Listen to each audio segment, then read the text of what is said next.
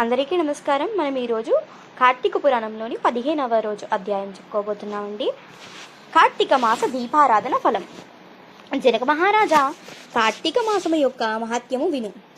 ఈ మాసమునందు హరిముందర నాట్యము చేసినవాడు విగతవాపుడై హరి మందిర నివాసియగును.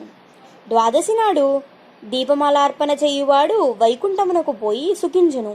శుక్లపక్షమున సాయంకాలమందు హరిని పూజించివాడు స్వర్గాధిపతి అగును. నెల రోజులు వైష్ణవాలయమునకు పోవాడు ఒకానొక అడుగుకు ఒకానొక అశ్వమేధ యాగఫలము పొందును. హరి సన్నిధికి పోయి హరిని దర్శించిన వాడు విష్ణు సాలోక్య ముక్తిని పొందుతాడు.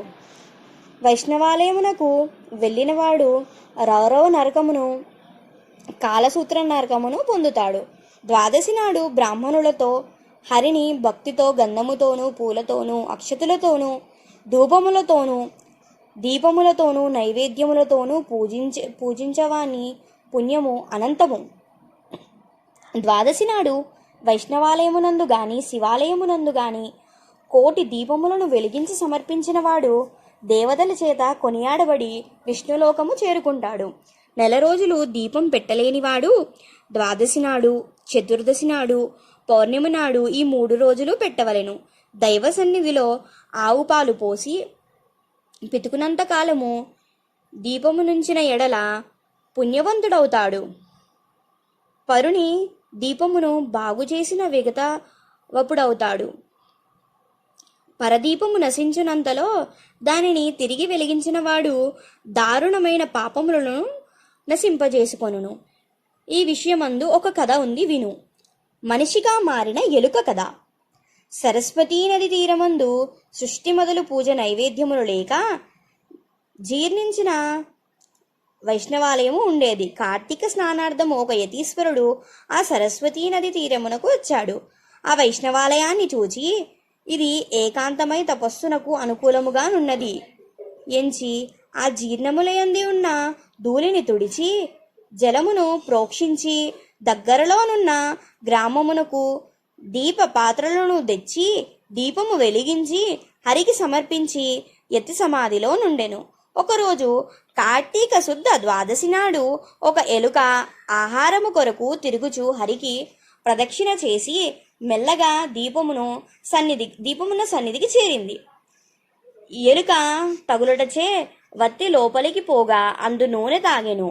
రెండవ దాంట్లో నూనె తాగలేక విడిచి వెళ్ళుచుండగా వెలగని వత్తి తగిలి అది వెలుగగా ఎలుకకు పుణ్యము వచ్చి దివ్యదేహము ధరించినది.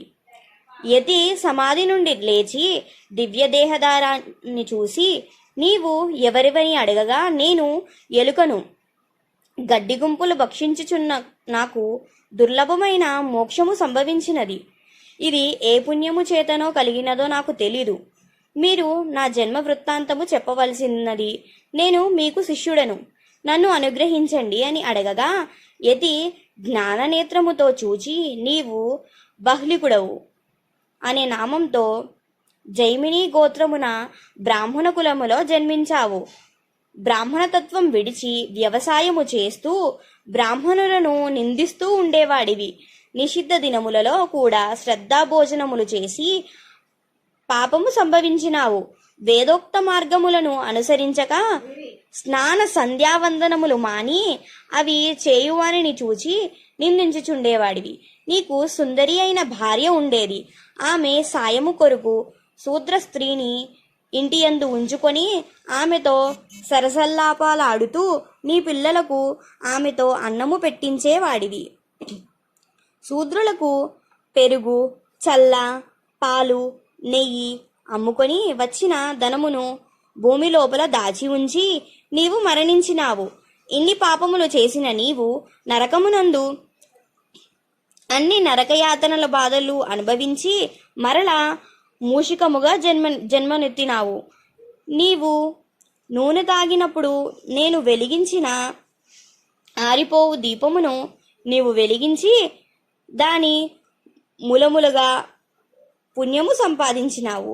దీని ద్వారా నీకు వైకుంఠము లభిస్తుంది అని చెప్పగా ఆ పురుషుడు యతికి నమస్కరించి ఆజ్ఞ పుచ్చుకొని పాపములను నశింపు చేయి సరస్వతీ నదికి పోయి త్రయోదశి చతుర్దశి పూర్ణిమ ఈ 3 దినములనందు స్నానమాచరించి జ్ఞానము సంపాదించిన వాడే అంతముందు సయుజ్య ముక్తి పొందాడు. కాబట్టి కార్తీక శుక్ల ద్వాదశి నాడు స్నాన దాన పూజలు నిర్వహించిన వాడు, దీపమును హరి సన్నిధిలో వెలిగించిన వాడు పాపనాశములను పొంది ముక్తిని పొందుతాడు. 15వ అధ్యాయం సమాప్తం. చూసారు కదండి, ఎలుకగా మనిషిగా మారిన ఎలుక కదా.